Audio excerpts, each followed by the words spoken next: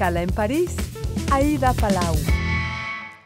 Bienvenidos a todos a este programa de Radio Francia Internacional y France 24. Hoy les invitamos a conocer una parte de la memoria de Tesalónica en Grecia. Sabían que durante mucho tiempo se la conocía como la Jerusalén de los Balcanes.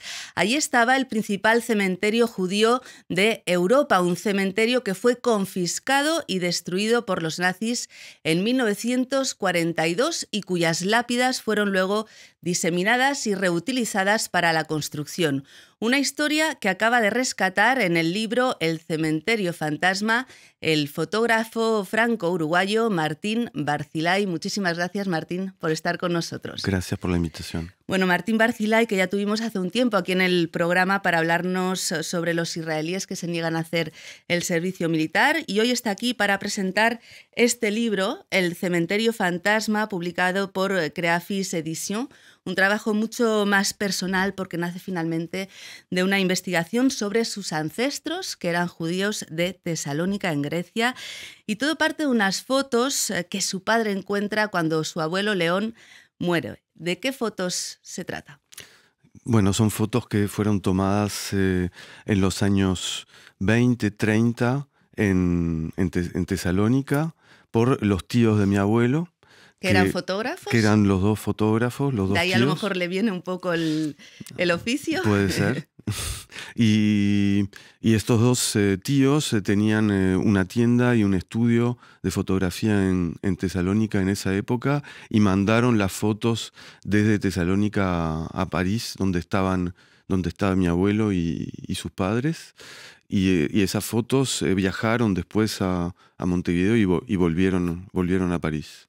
Y es una foto en la que se ve a Mahmoud, sí, en el cementerio judío, en la tumba de su hermana Dudun, fallecida en 1926. Y es que muchos españoles judíos se instalaron en Tesalónica a partir de 1492, cuando fueron expulsados por los reyes católicos de España. A finales del siglo XIX, el 80% de la población de Tesalónica era judía. ¿Cuántas tumbas había en ese cementerio? La primera sefardí data de 1493, pero había muchas más antes, ¿no? Sí, bueno, los judíos estaban en esa ciudad aparentemente desde la antigüedad. Se dice esa comunidad que estaba ahí antes de los sefardí, que eran romañotes, y se dice que en ese cementerio habían entre 300.000 y 500.000 tumbas. No se sabe exactamente la cifra exacta porque, bueno, no fue investigado seriamente. La destrucción fue total. Sí. No quedó nada en Tesalónica, le decía su abuelo. Aún así quiere encontrar esa tumba que ve en esa foto. Quiero encontrar lo que volvieron invisible, las huellas que han resistido al tiempo, escriben en este libro. Y en octubre de 2018 decide viajar a Tesalónica en busca de los rastros, de las pistas de ese cementerio. Uh-huh. Y el cementerio ya no existe. ¿Qué hay en su lugar? El cementerio ya no existe y en su lugar está la Universidad Aristóteles y bueno, es un campus. ¿Un campus universitario? Un campus universitario. Bueno, y en realidad yo ya sabía que no estaba más el cementerio, por supuesto, y en realidad empecé esa investigación buscando más bien los rasgos, o sea, qué podía quedar de la comunidad judía y sobre todo qué es lo que quedaba de mi familia en esa ciudad. Si le digo los años 1493 y 1943...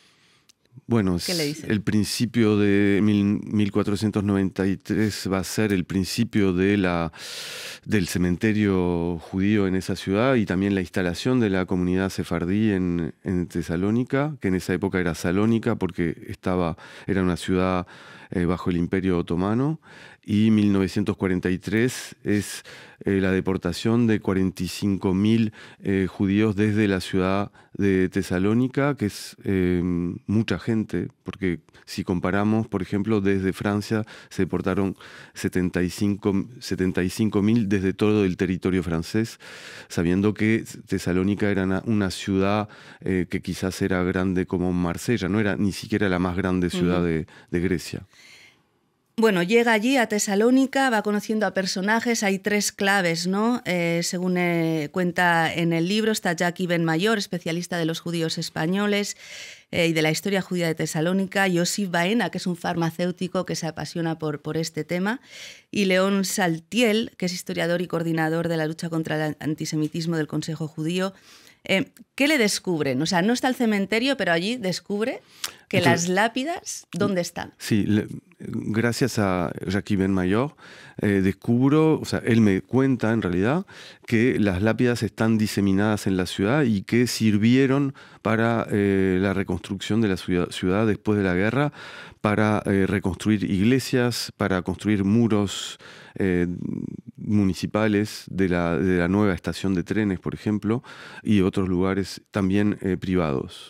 Hemos visto en el libro esas fotos que chocan bastante, ¿no? Incluso hay un testimonio que dice: utilizamos esas piedras de las tumbas, esas lápidas, para hacer mesas de disección para la Facultad de Medicina. Hay escaleras, ¿no? Hechas donde se ven inscripciones en hebreo. Incluso, ¿qué es lo que más le impactó de todo esto? De ver esas tumbas, que es algo como sagrado, que se han utilizado de forma práctica para escaleras, para patios de casas, para iglesias, para... Digamos que al principio lo viví como una investigación, como un trabajo, como otro trabajo, pero más. Como otro trabajo más, pero después de un rato de imaginar cómo vivían estas personas antes de la guerra, me empecé a ser impactado por el tema, y creo que el lugar que más me impresionó es la iglesia más grande que hay ahí, que en Tesalónica, que se llama San Dimitrios, que es realmente no una catedral, pero un lugar bastante grande, en el cual, bueno, todo el parvis, se dice en francés, no sé. Sí, las baldosas del suelo, ¿no? Sí, que están delante de la iglesia. Aparentemente, de lo que dicen los historiadores, son todas piedras que son tumbas, que fueron tumbas del cementerio judío. Entonces eso creo que fue lo más impresionante. En el libro explica que, bueno, los nazis era exterminar a los judíos, pero también las autoridades locales querían agrandar la ciudad y que, vamos, no pusieron mucho impedimento para que se reutilizara, ¿no? Claro, al contrario. Era un proyecto que estaba ahí en la ciudad desde hacía por lo menos 20 años, que se peleaba la comunidad judía con la comunidad griega para mover ese cementerio que durante el siglo XIX empezó a ser molesto para el desarrollo urbano de la ciudad. ¿Qué pasó con los cuerpos de ese cementerio? Algunos creo que fueron rescatados. Algunos fueron rescatados porque cuando se supo que el cementerio iba a ser destruido, algunas personas recuperaron los restos de sus familiares, los pusieron en bolsas y escondieron esos restos durante los 5 años de la guerra, y cuando pudieron volver a la ciudad después muchas veces de haber sido deportado a Auschwitz y haber sobrevivido a esa experiencia tan terrible, recuperaron los restos y los pusieron en un nuevo cementerio judío que está en las afueras de la ciudad, que es mucho más pequeño obviamente, y eso se puede ver en o sea, hay tumbas en las cuales está escrito eso justamente, que el cementerio destruido por los nazis, que las tumbas que fueron destruidas por los nazis fueron recuperadas, los restos fueron recuperados y enterrados en ese nuevo cementerio, en los años 50. ¿No encontró las lápidas de sus ancestros? No. ¿Cree que hay lápidas aún por descubrir en esa ciudad? Sí, por supuesto. Desde que se publicó el libro recibí como 4 mensajes, me contaron de 4 más lugares donde hay ese tipo de lápidas. Pasa que, claro, este libro es como el principio, ¿no? Porque hay muy poca gente que se interesa a este tema, y el hecho de publicar el libro y de hacer una muestra en la ciudad de Tesalónica logró que hay gente que se interesa un poco más al tema. Porque cuando llega la gente que ni sabe o ni se interesa, hablaba de 3 personas, ¿no? Que realmente, Sí. o 4 o 5, bueno, en el libro entrevista como a 11 personas, Sí. pero hay muy poca gente. Yo no sé si los habitantes actuales de Tesalónica son conscientes de esta historia terrible, o ahora hay más sensibilidad que hace unas décadas. Hay más sensibilidad que hace unas décadas, especialmente de parte de los historiadores, que antes realmente no se interesaban en el tema, yo diría hasta el final de los 90, no había ningún interés por esa época. Creo que lo que pasa es que Grecia es un país, entre comillas, reciente, ¿no? Su independencia es de 1912 y se tuvo que construir una identidad nacional específica que como que niega todo el periodo otomano, en realidad. Entonces, por eso y con eso toda la historia de los judíos que estaban ahí, ¿no? Exactamente. En el periodo otomano.